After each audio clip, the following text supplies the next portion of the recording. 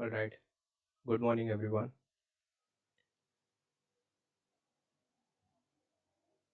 Am I audible?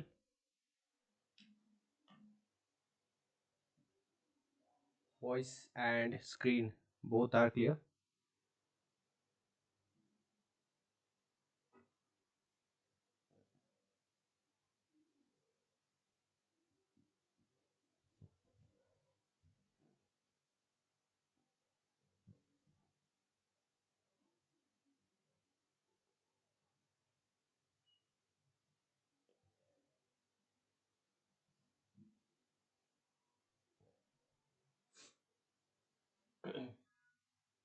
Just let me know in the comment box that my voice is clearly audible and screen is clearly visible so we can start with the session, right? Just give me confirmation in a comment box. Great. Thanks. So as you can see on your screen, today's session is about the important PYQs. That means the previous year questions that have been asked in the examinations, in the recent examinations. Okay. So before proceeding to the research aptitude unit, I uh, suggest everyone that go with the or go through the PYQs first. Then you will be knowing what kind of questions or what kind of pattern is being asked in the examination. So that is why I'm taking this PYQ session before exactly moving to the research aptitudes. Okay, so you can have an idea about that.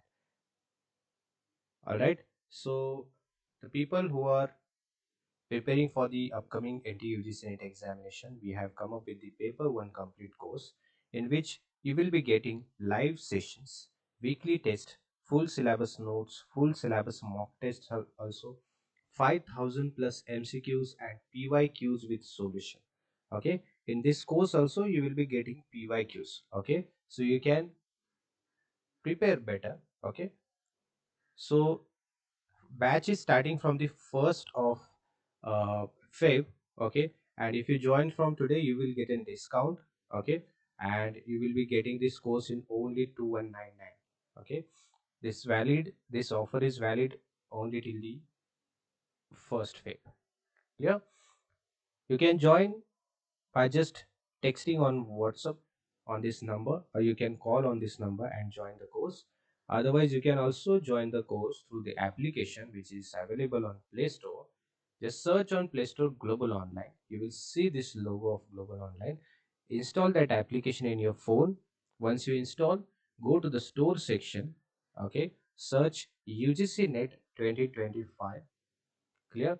Once you search for these course, okay, you will have this course over there. Click on this, register yourself. Okay, once you register you will get all the content. You will unlock the all the content, or like sessions, live sessions you will be getting, the notification you will be getting in app, right? Materials, notes and everything you will be getting in app. Okay, so don't late and don't wait. Join today and start your preparation for upcoming NTA UGC NET examination. Clear? Now let's say yes in the comment box so we can start with the first question. Okay, say yes in the comment box, only then I can start.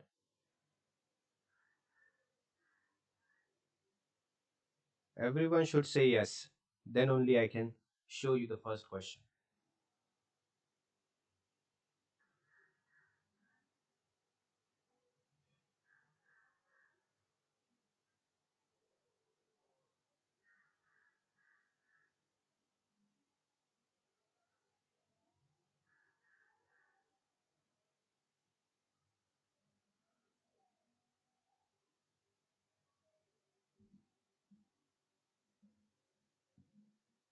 Fast everyone.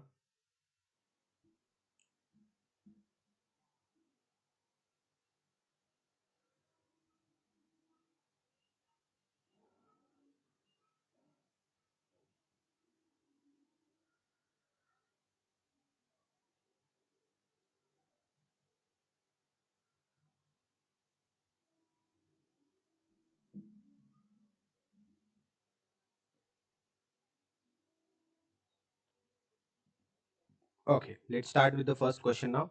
So this is first question on your screen. You can see, arrange the following section of the research dissertation in a correct sequence. Okay, there are four steps that have given. We need to arrange them in a sequence. Clear?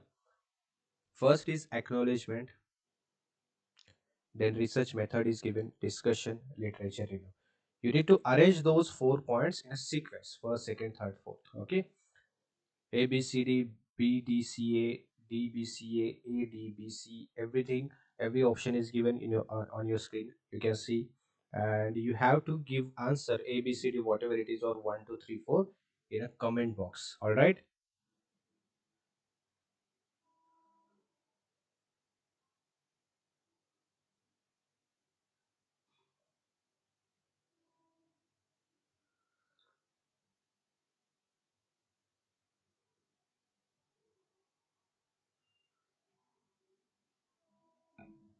Tell me what could be the correct sequence.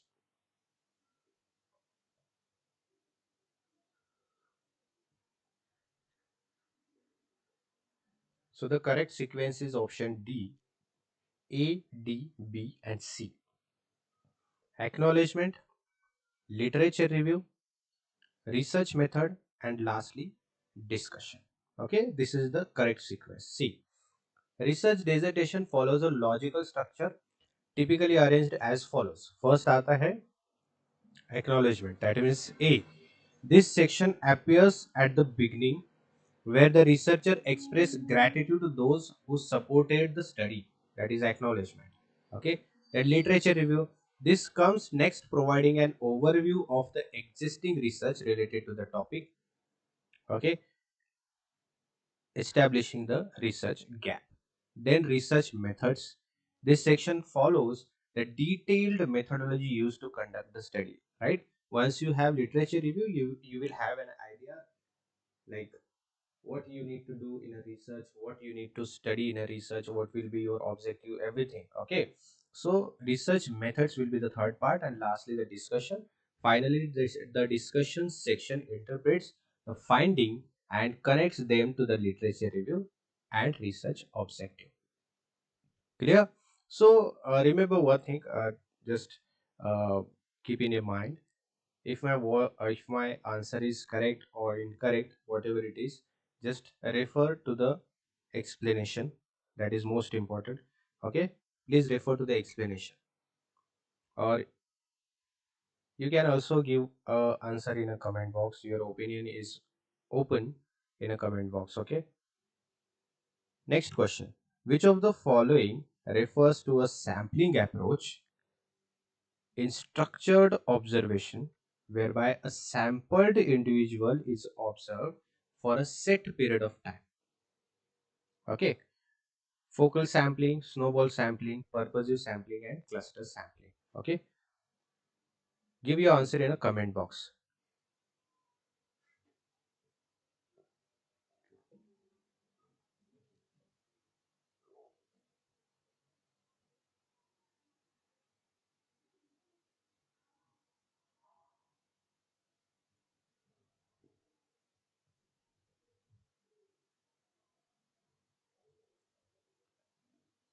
I want everyone should answer in a comment box.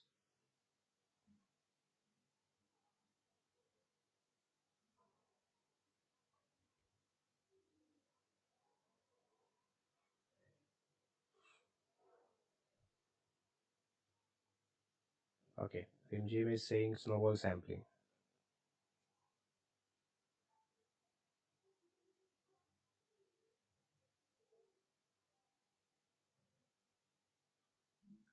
Are you sure?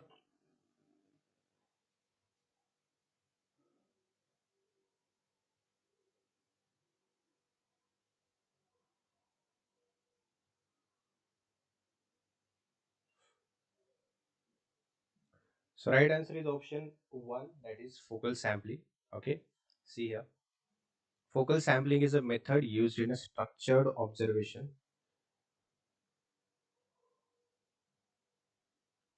where a single individual, the focal subject, is observed for a specific period. Okay, The observer records all relevant behaviors during that time, ensuring detailed data collection on that individual's activity. So this is the example, or this is the explanation of the focal sampling. And why these other options are not correct? Because snowball sampling, right? A non-random sampling technique where existing study subjects recruit future subjects, commonly used in a social research, right? We know what is snowball sampling.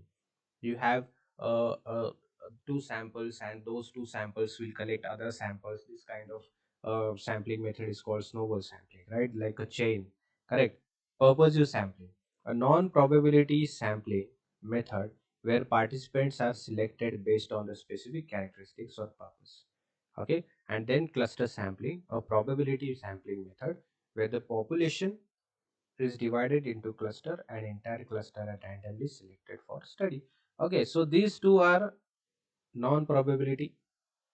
Okay, and this cluster one is under probability method. Okay, next, identify the scale or scales of measurement which would allow a ranking of observations. Okay, nominal scale, ordinal scale, interval scale, or ratio scale. A, B, and C only, B, C, and D only, B only, or A and B only. Ranking, okay. Ranking should be there, not category. Okay. Categorize is different and ranking is different. Yeah.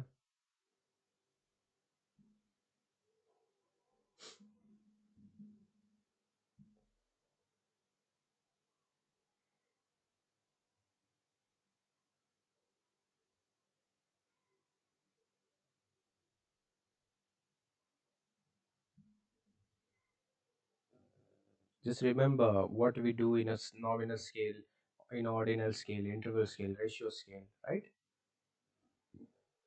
Then you will be able to answer correctly. Is my voice clearly audible? Is it smoothly functioning, or is it breaking? All clear, everyone?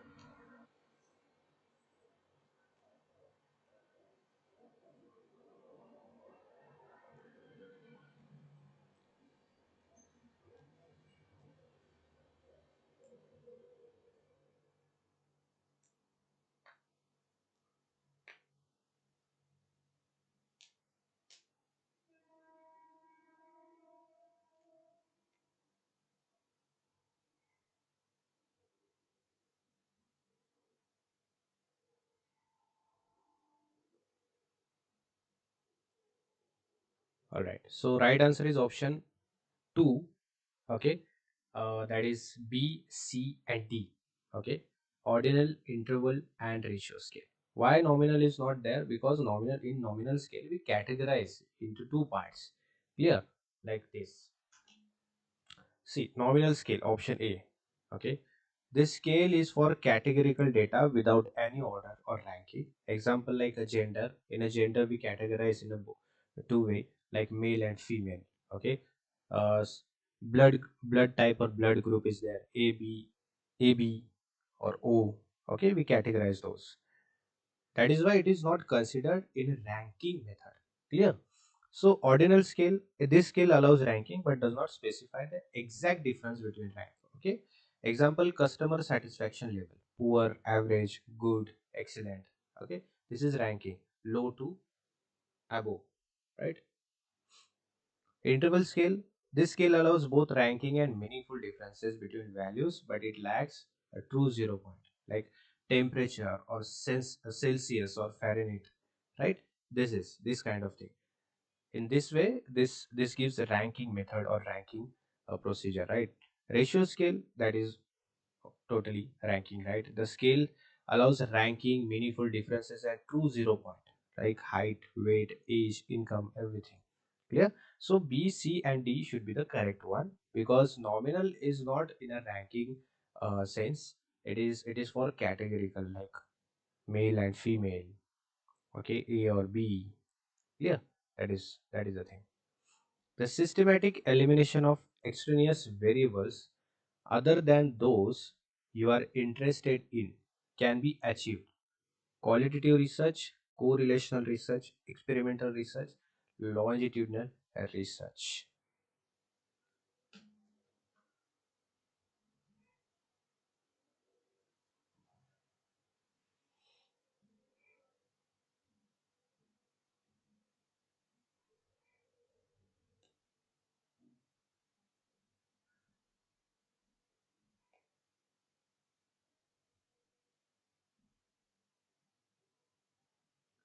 Give answer in a comment box. No one is giving answer in a comment box. Why? Try to attempt the questions, right? Then you will have a confidence to answer.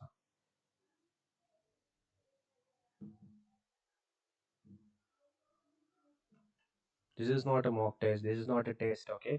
So you will be evaluated and then not kind of thing. You will be learning here, okay? Any doubt if you have, then we can solve here, right? So for that purpose, we are taking the PYQs in a live session. So your response is very important.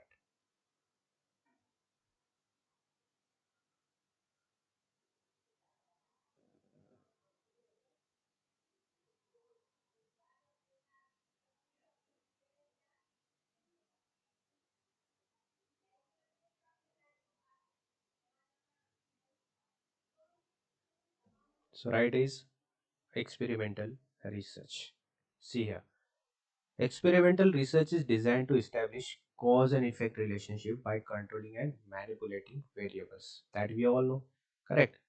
It systematically eliminates extraneous variables, okay, variables other than independent and dependent variable, that is the extraneous variables, okay. So it systematically eliminates extraneous variables using techniques such as randomization, control groups, and standardization, okay. So that is why it is experimental. This ensures that only the variable of interest affects the outcome, making it the most reliable method for causal inference. Clear? Let's talk about others as well. Qualitative research. Clear? Focuses on understanding experiences and meanings rather than controlling the variables. Clear? Correlational research studies a relationship between variables but does not control for extraneous variables. Correct? Longitudinal research observe changes over time but does not systematically eliminate extraneous variables. Correct? So this is the explanation of this question, of this answer. I hope you have understood. Next question. Which of the following approaches to the study of reality suggests that only knowledge gained through experience and the senses is acceptable? Getting it? What question is asking? The knowledge that we have gained is only through the experience and senses. That knowledge is acceptable. What is it? We have already seen in a yesterday's session. So I expect everyone should give answer of this question, right?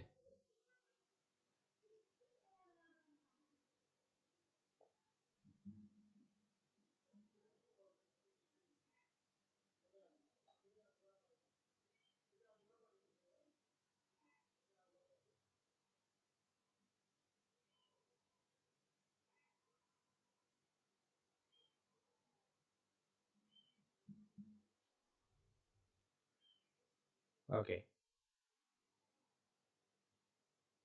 Anyone else? Give your answer in the comment box. Don't hesitate for just replying, or we can say for answering, right? No one is going to punish you for giving a wrong answer.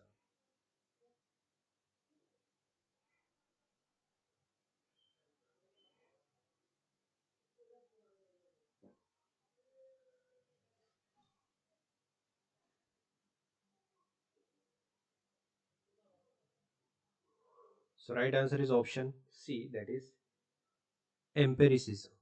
Okay, no, it is empiricism. See,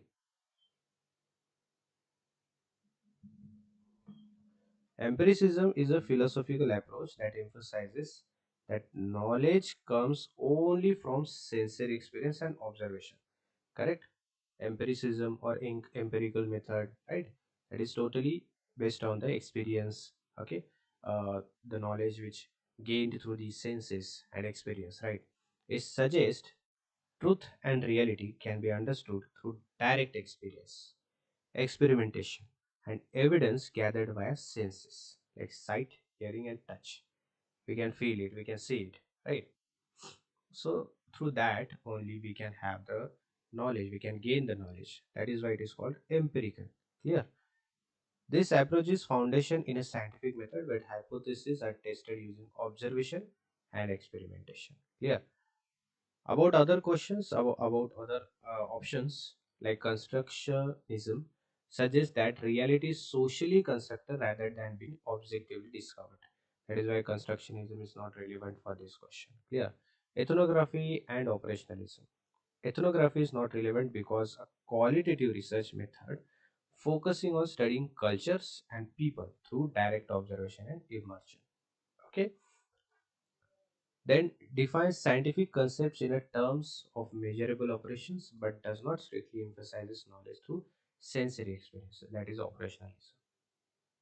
Correct?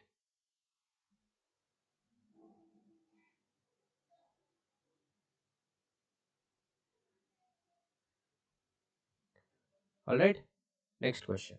If a research project is set up so that everybody in the population of interest has an equal chance of being included in the sample, the research involves quota sampling, judgmental probability, or convenience.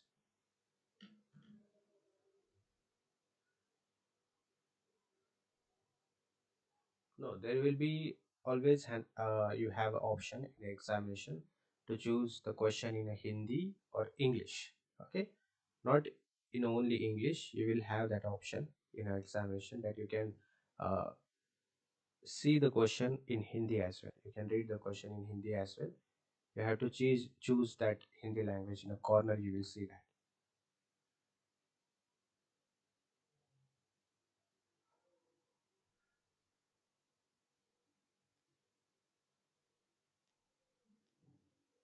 Okay, give answer of this question.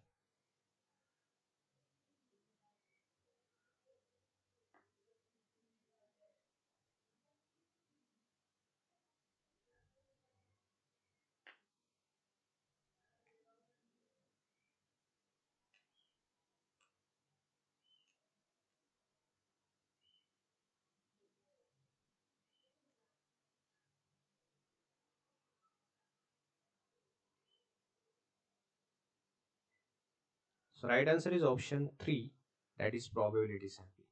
Okay, random sampling in the probability method, that is the correct answer. Okay, see, probability sampling ensures every individual in the population has an equal chance, right, of being selected for the sample. It is commonly used in the research to eliminate selection bias and ensure that the sample is representative of the population. Correct. Methods of probability sampling include random sampling, simple that every individual has an equal chance to be selected as a sample. Clear? Quota sampling, it is a non-probability sampling. Okay, where the researchers select individual based on the specific characteristics, but it is not randomly. So every individual has not equal chance to be selected. Judgmental sample, it is also called a purposive sampling. It is also a non-probability one. Convenience is also a non-probability one. Okay, Priyanka, this is English session. If you want to join the Hindi one, you can join Ankita ma'am's session, in which you will be getting Hindi questions, Hindi content. Okay, this is English session for English students. Clear?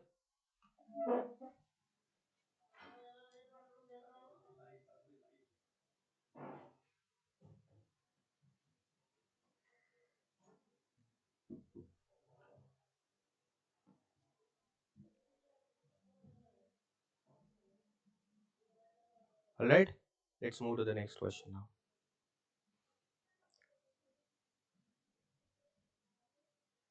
An epistemological position, okay, that advocates the application of the methods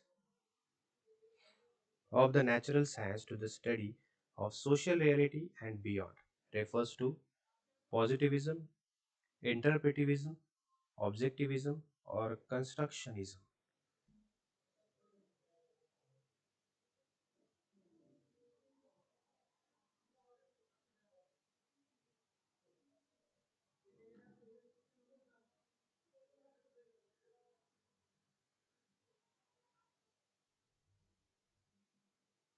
Give answer in a comment box.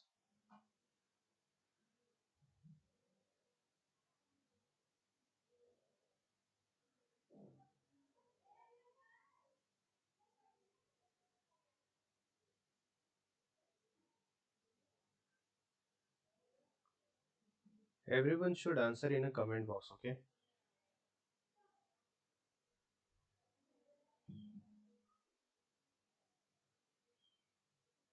Positivism, interpretivism, objectivism, constructionism. What is it?